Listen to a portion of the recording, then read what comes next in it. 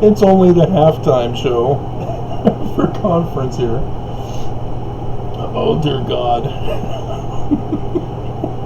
I found out what they're plotting for Nelson's final surprise for this conference.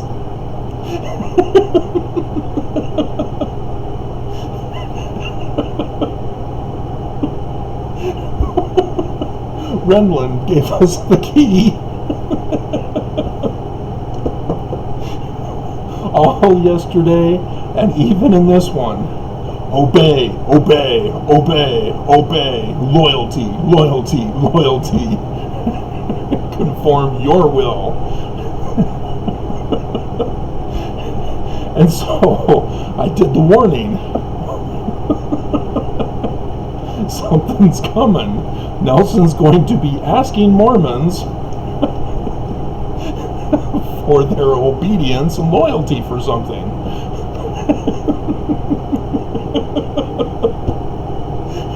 And Renlund just gave it to us. Nelson's handing over the church to Russia.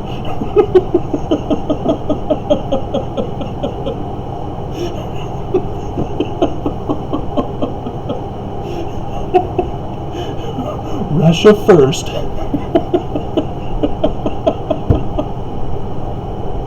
Oh my God.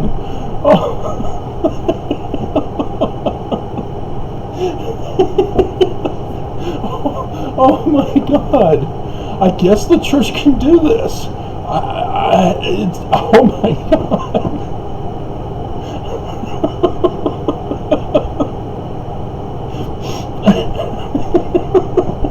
Putin, I guess, will be our new church president.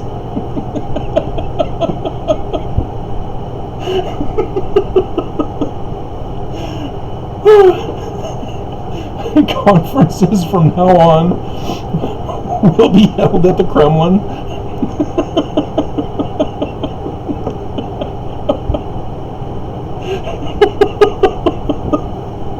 Oh my God. Oh, that is just too hilarious. If that happens, oh crap.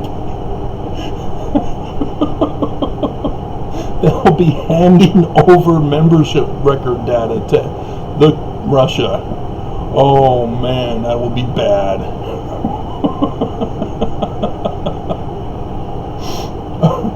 But Russia paid for it. 32 billion back in 2018. I did those videos back in that day. Oh dear God. Whew. Almost laughing as hard as, what was it? Oh, SNL. There was one skit where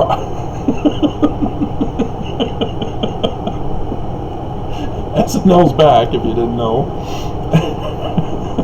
Owen Wilson. And one skit, Cars 4.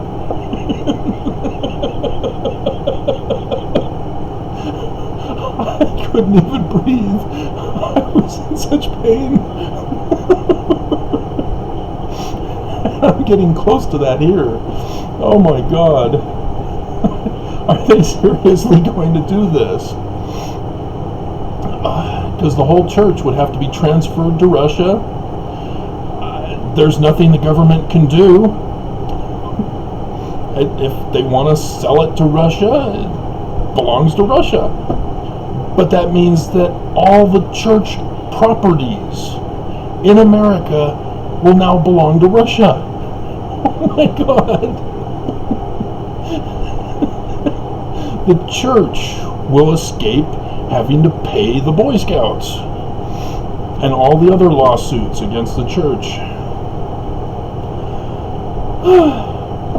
Oh my goodness. Can you imagine? Holy crap.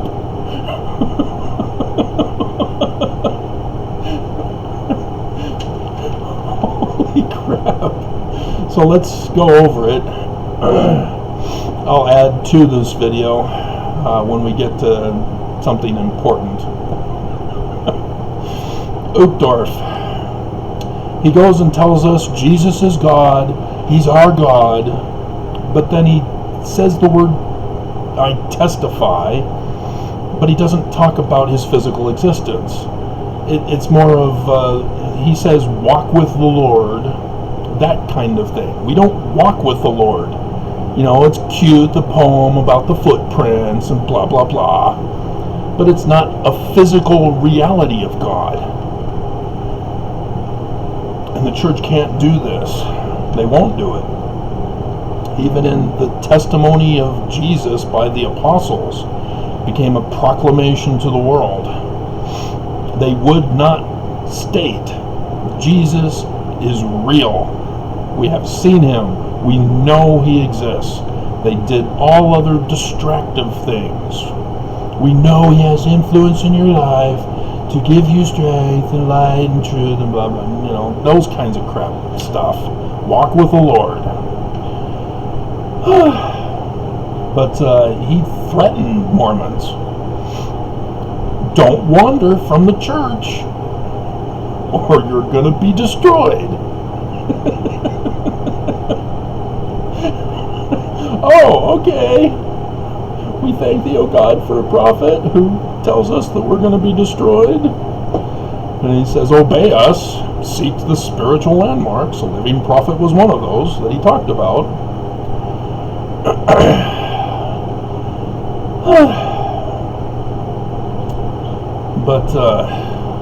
But yeah, this is leading us to Nelson's final talk, which apparently they've given up the church. They're handing it over to Russia.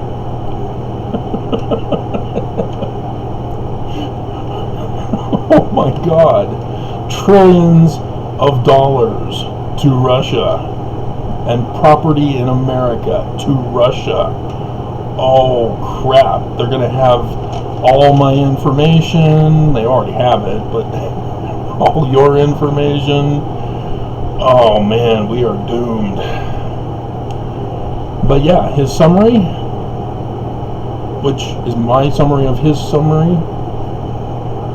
Mormons are evil and wicked, and thus imperfect. And you're going to be destroyed if you don't obey.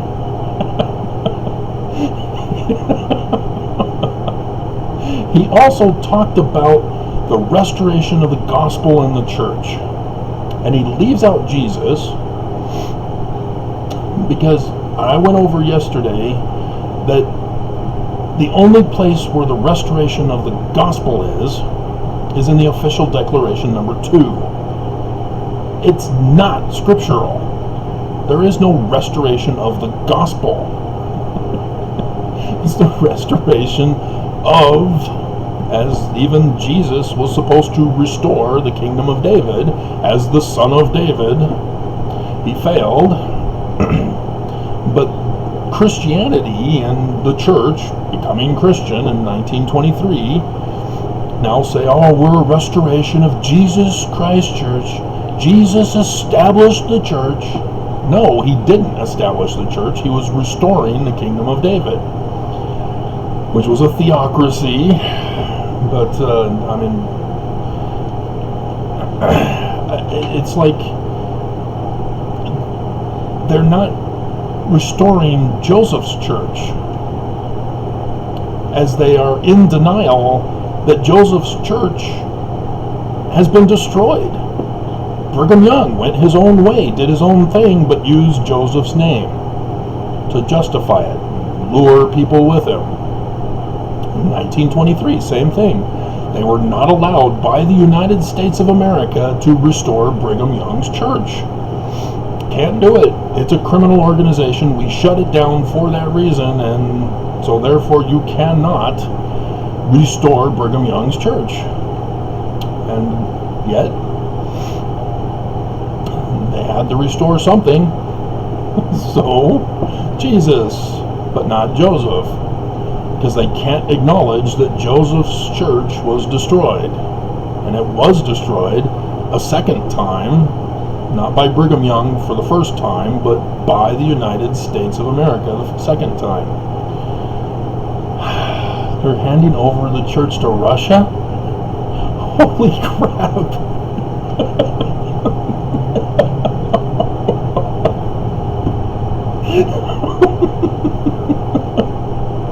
Oh my God, talk about an inside coup. What is America gonna do about this? Holy crap! I warned all our intelligence agencies and the government institutions, and they refused to respond. It's on them. I warned. Oh my God. Then the woman, she pulled the stunt, which you've probably heard womansplaining, mansplaining, and other splainings that came as a result of this. Well, she was doing Jesus-splaining, where she was speaking on behalf of Jesus, speaking of what Jesus would do, what Jesus wants, and all that kind of crap. You can't do that. That's a fallacy argument. You cannot speak for other people unless you're quoting them. Because other people have to speak for themselves. And Jesus is created by Constantine. Doesn't exist. So what is she doing? Jesus-splaining. But then, after successfully Jesus-splaining to you, she then you-splains. Maybe that's why you're wicked. Maybe that's why you're disobedient. Maybe that's why you're not listening.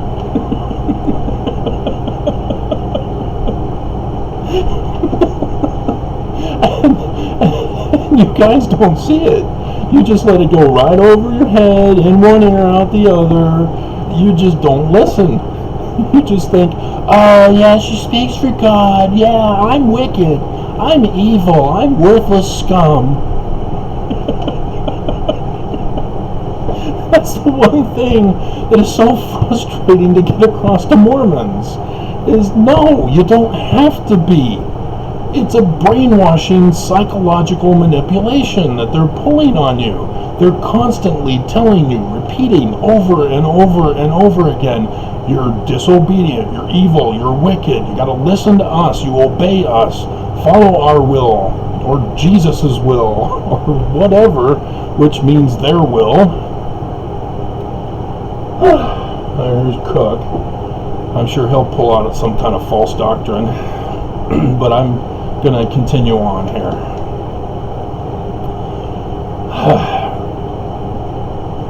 Brenland, oh my God. Russia first. Russia, A-OK.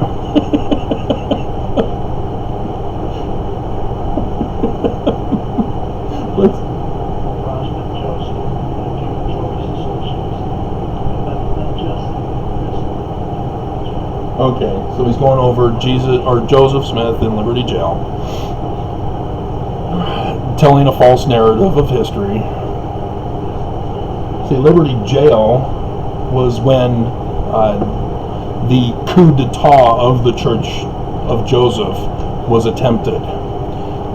Joseph was constantly being falsely arrested.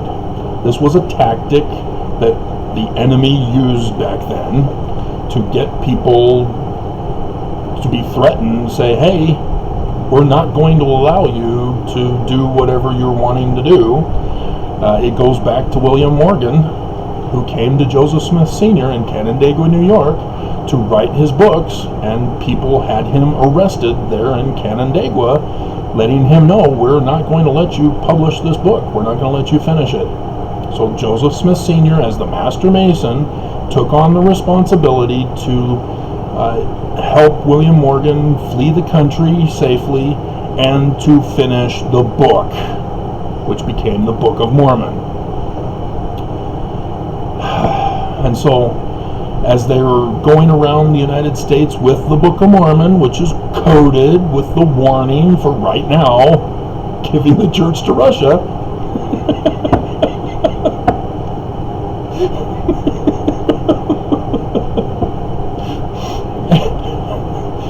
the enemy found out, and we know they found out because of Heber C. Kimball. He had written some lies. And in those lies, we know that he knew the truth. And he and Brigham recruited the enemy of America, saying, we found the guys who were responsible for destroying our Freemason temples. Let's coup their organization, just like we're going to do in the future in 2021 for October conference. Free the prophets from oh my God.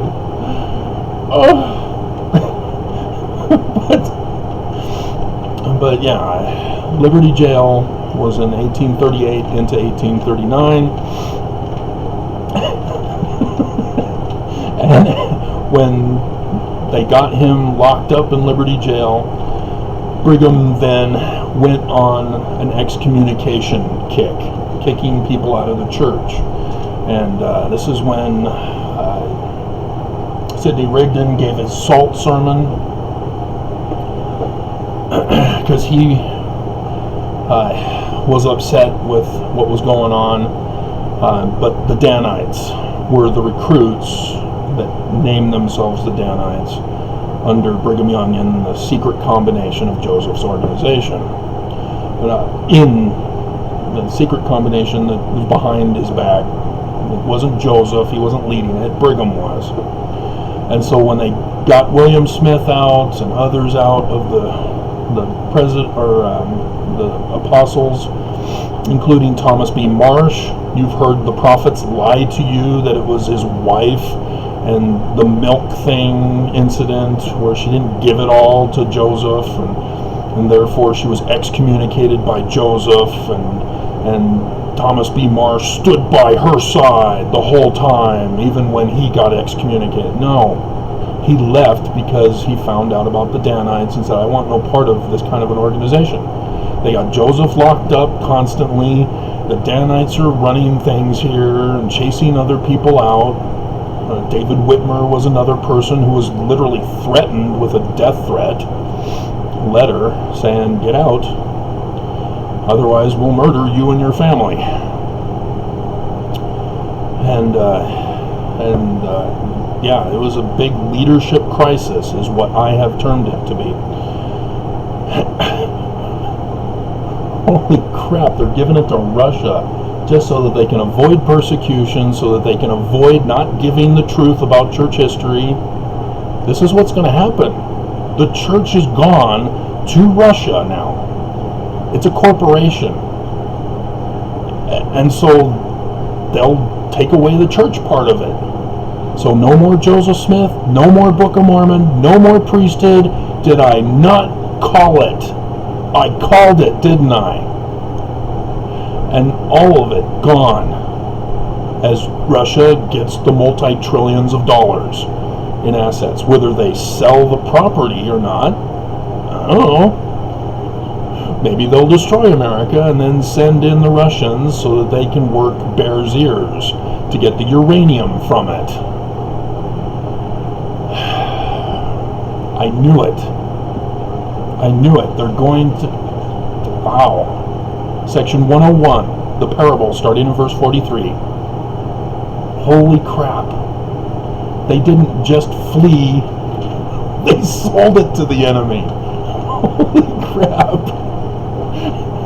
Now this is all just guesswork on my part. But holy crap, Renland. So yeah, everything will be gone. The memory of Joseph Smith, the Book of Mormon, gone. No more ex-Mormons arguing over what Joseph did or didn't do, and whether it was Brigham Young who did it instead. Gone. Holy crap. So, okay, I'm going to pause, come back.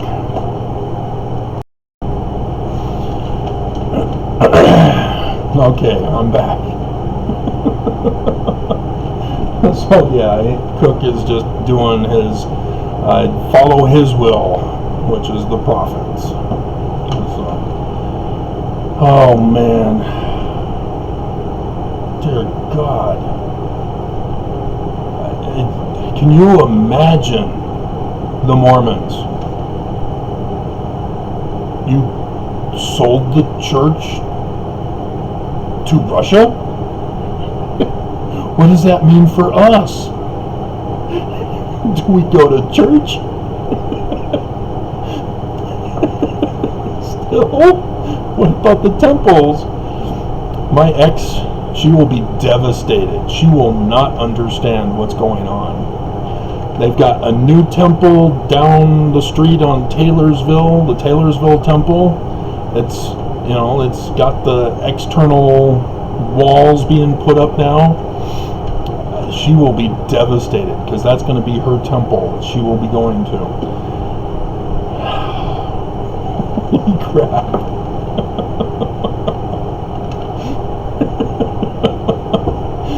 So, the woman, I didn't see the identification. I recognize her. She's probably in primary. But she Jesus-splained, she you-splained, and then she says, keep your covenants. Calling you wicked, but then following up with false doctrine around justifying all of this. It's like Uchtdorf, you wander, and you end up in false doctrine territory. That's what she did. But two things from hers that need to be brought out. She brought up Ishtar and Marduk under Persian rule. Now, if you don't understand, which I'd be impressed if there was somebody who does understand what I'm talking about.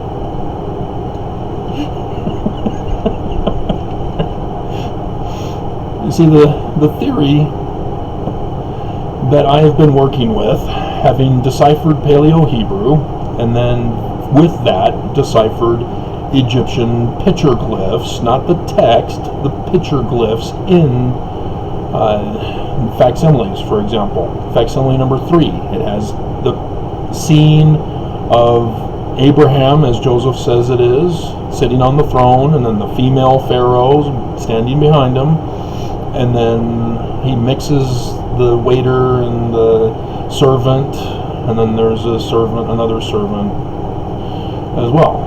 That's not translated. Egyptologists don't translate any of that. They will explain it and say, oh, well, that's Osiris sitting on his throne, and Isis or Hathor, depending on a wife or mother scene.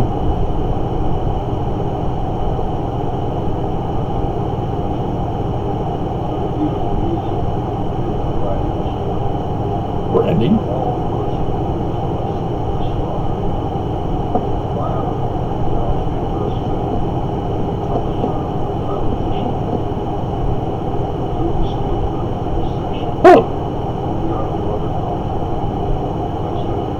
Oh, he's speaking now, next. Okay. So,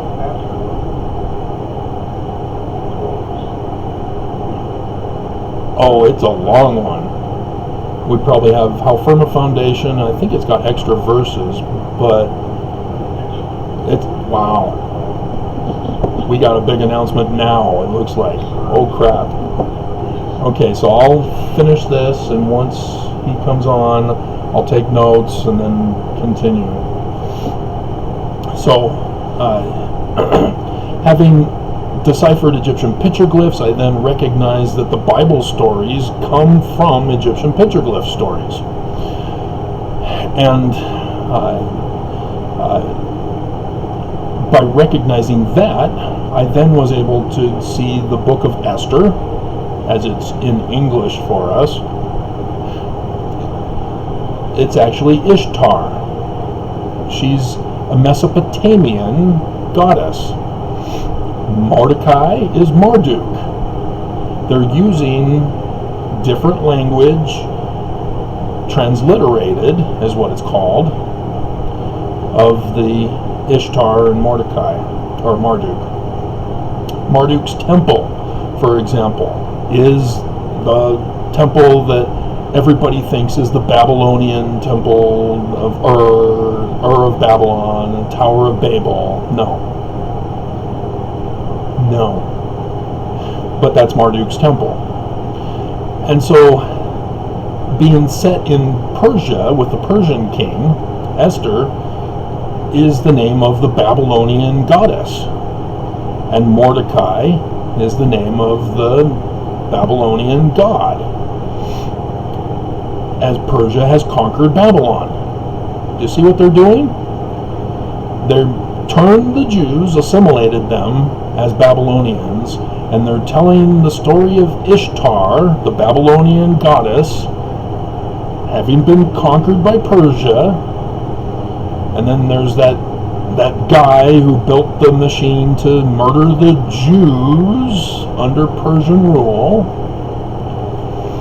And Mordecai is the one who finds out, and she tells us the story from the Bible, but it's a Babylonian story. It's exactly the same process for which the Bible was written, the Torah and the Gospels. These aren't real characters, it's not real history. These are stories using God characters to tell moral stories for children. You know, bedtime stories. Or stories for the temple. You know, Job is a temple text story. You know, it talks about the sons of God go to the temple, and then now all of a sudden Lucifer's speaking with God and debating over how to torture Job, see if he'll be faithful. Not a real story, not a real person. And I think the Liberty Jail thing is where, you know, you are not yet like Job. I'm worse than what Job gone through. Oh dear God. And so the second part is consequences of Nelson botching with a white supremacist translation of Israel. Remember that? Long time ago, in 2019. She now is running with it. The false translation, the false doctrine that comes from the false translation, and she was picking up the ball and running with it. Will you let God prevail in your life? All right, here we go.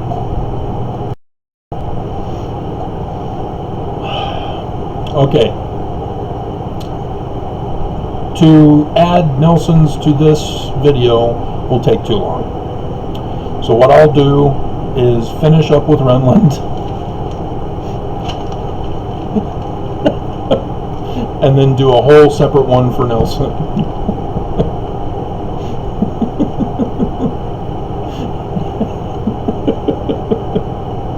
But it does look like Nelson is not planning on giving away to Russia just yet.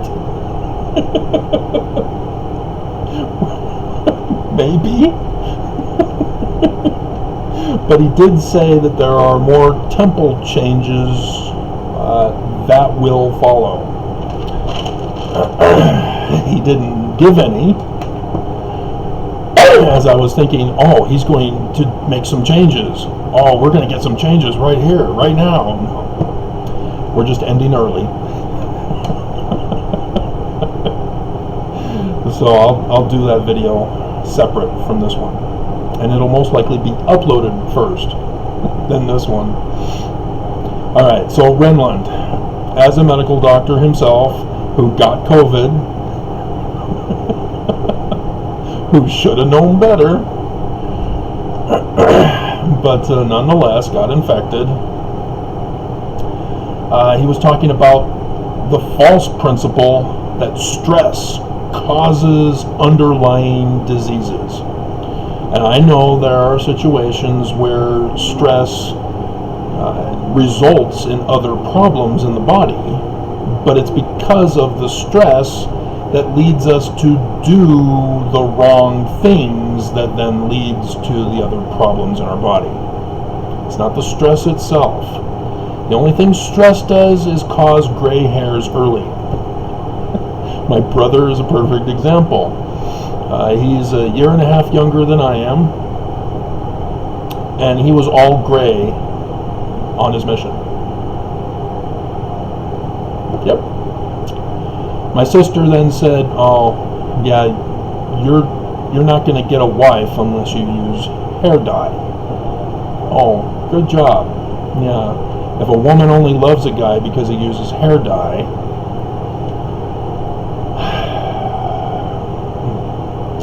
but anyway. So yes, as you can see, I've got gray hairs. I just cut my hair. As I can see, I've got a layer as a result of my hasty job, even though I took my time on that. But nonetheless, yeah, I'm still going into my 50s with some dark hair still. But my brother, he's pure white now and has to use hair dye.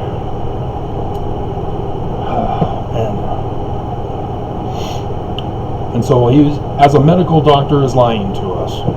He's misinforming us of what really is going on. But then he tries to compare that to coronavirus, and then coronavirus with spiritual stress tests. Dear God. Let's see. Church focus radio. Stay away from church. Okay. Yeah, it involves Nelson, because Nelson focused on temple again. Oaks last night? Nope, church. Our church, attending our church is the only true attendance. If you're attending another church, it doesn't count for God. Which is a brand new doctrine that Oaks came up with yesterday. But, yeah, okay, that's over with. Oh, dear God. What have they planned for the next session? What's going to happen? Holy crap. And because Nelson, in his solemn assembly talk, he spoke several times during that session, and one of them, I think it was the first or the second one, it was early, he said, what you're going to hear by the news media, ignore it, stay away from the news media. I was thinking, what? What is he plotting? What are they going to hear? What are we going to hear? Well, it turns out $32 billion from Russia is what we heard, as Russia was announced in that final session for that conference. As Russia had hacked our elections and put Trump in office, fulfilling the Book of Mormon, by the way. Book of Mormon's true. Ta-da! Amazing. Dear God. And so he gives only the one definition of contention. There are multiple definitions of contention. The original one is not bad. It's the more modern remake of it that is the bad one. Just like judgment and all lists that I did a video for the other day, and it covered those. And so he's misleading us in the sense that we can contend as long as we use sound argument. We don't have to get angry. Anger does not necessarily mean contention. And he's refusing to allow the correct definition to be put into his talk. And we are even commanded in the Doctrine and Covenants to contend against the church of the devil. commanded. Church of the Devil. Now you understand my video channels. As Nelson went full throttle on Lucifer as our God, he's the one giving me revelation. Oh dear God.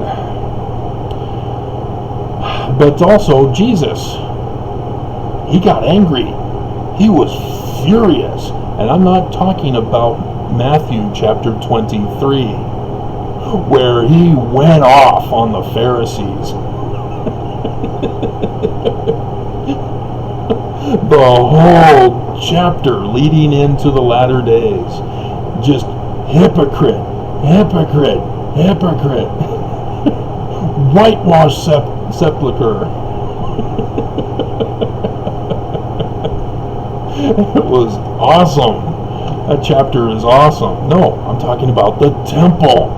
He went off in full fury and wrath at the temple. How do I know this? He made a whip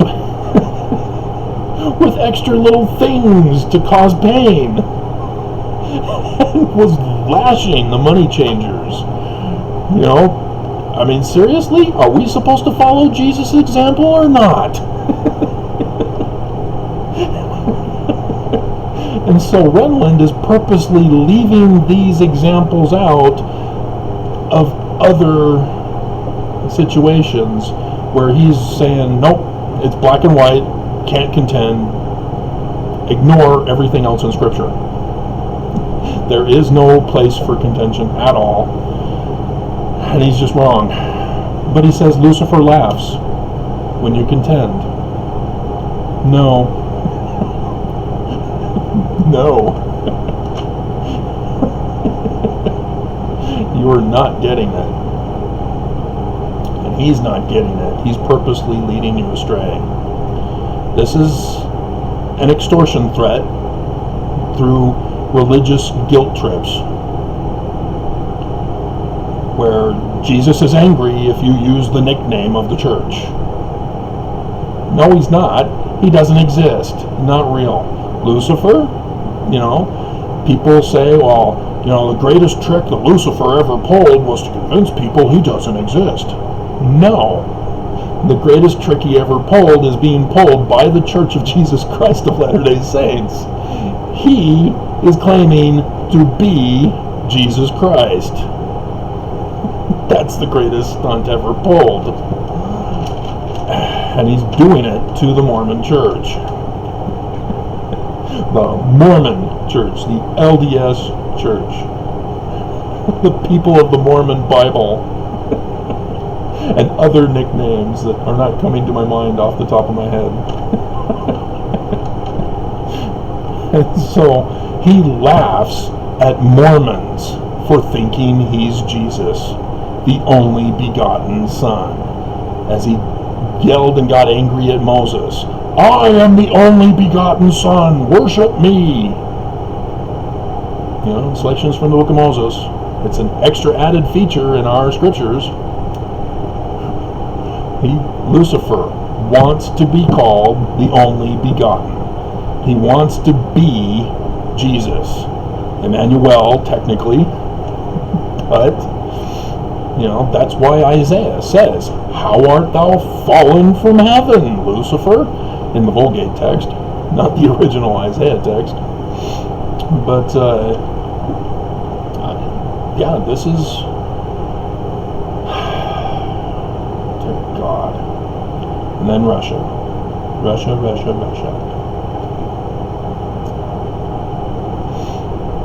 His little story example to prove a point.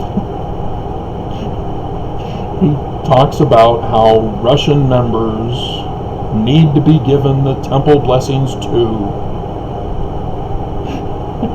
And because they have to come from such a long distance, they're first. Does it matter? Can't the Finnish people do theirs, and when the Russians arrive, then let them have a special session. That's what the Jordan River Temple does. They have assigned days and times for the different languages that are here in Utah. And it's just, yeah, when they arrive, you go, oh, okay, here are the Russians. We'll set up a time for you for such and such. Because it's not open all days of the week like the Jordan River, well, Utah temples are. You have to make plans and arrangements with the temple of when you're coming and blah, blah, blah. It's just... And so his story makes no sense. To say, oh, Russia is first. We'll let Russia go first.